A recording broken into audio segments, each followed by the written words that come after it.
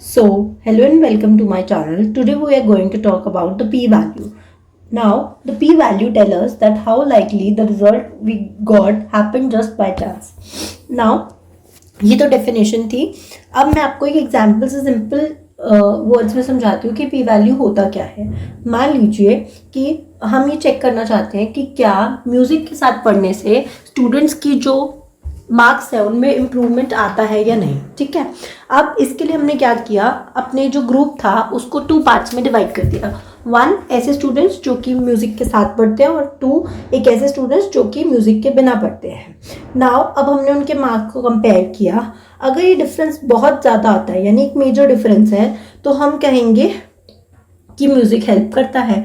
But ये भी तो हो सकता है कि ये जो डिफरेंस आया है ये बाय चांस आया है, बाय लक आया है. तो इसी चीज़ का आंसर हमें करता है पी वैल्यू, दैट कि कितनी प्रोबेबिलिटी है कि ये जो चीज़ हुई है यानी ये जो मार्क्स में डिफरेंस आया है ये बाय चांस हुआ है. राइट नाउ अब मान लेते हैं, मैं आपको एग्जाम्पल से बताती हूँ इसमें फर्दर कि मान लीजिए म्यूज़िक, हमने कहा कि म्यूज़िक इम्प्रूव करता है मार्क्स को और we got a P value of 3%. तो इसका मतलब क्या है कि 3% चांसेस है कि डिफरेंस जो है बाय लक हुआ है, यानी कि 97% चांस है कि म्यूजिक रियली हेल्प करती है.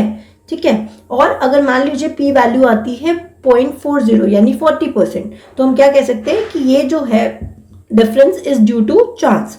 सो there is no significant effect of music on marks. तो इसी चीज को बताता है पी वैल्यू. एंड इसी के लिए हम कहते हैं if p is low then null go. इस लाइन को अगर आप याद रखेंगे तो आपको हमेशा समझ में आएगा कि अगर p value is less then 5% या जो भी आपने लेवल ऑफ सिग्निफिकेंस लिया है, से 1%, 10%, तो अगर p value is less than the particular significance level तो हम कहेंगे null will go. Null will go means we will reject the null hypothesis. ठीक है, और if it is more than 0.05% then we will accept the null hypothesis. I hope आपको p value और इसका concept बहुत अच्छे से समझ में आ गया होगा. अगर नहीं आया तो नीचे कमेंट बॉक्स में लिख दीजिएगा. Till then thank you and bye bye.